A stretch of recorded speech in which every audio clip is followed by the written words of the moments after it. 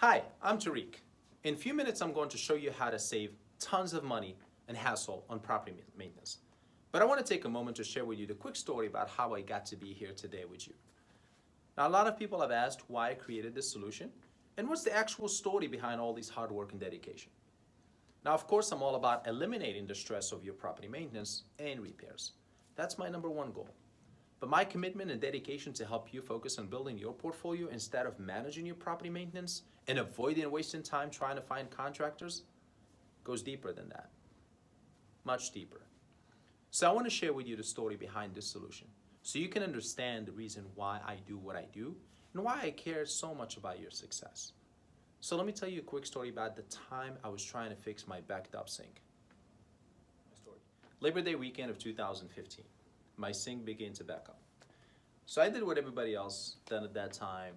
I went online, started calling plumbers on Google, Yelp. I must have called, 20 to 30 people when I finally got one person committed to show up in 2 hours just to call me an hour later to cancel. So I had to go back again to the drawing board and start calling people all over. Finally, I got one person committed to come, but I had to wait all day till 7 or 8 p.m. for him to show up. And then when he showed up, it literally took him less than 10 minutes to fix the problem. I was happy, but then he handed me this ridiculous bill. If I remember correctly, it was $325 for 10 minutes work.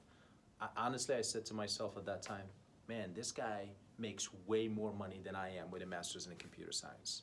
Like, I should have been a plumber. At that moment, I felt helpless. I felt I had no control of the situations. Here I am, I had to waste a whole day on the phone trying to chase a plumber to get one person to come in. And the whole entire time, I have no clue what it's going to cost. So some of you that are watching this video today probably have felt some of these situations. And that's when I wanted to put my foot on the brake and I said, it's gotta be a better way.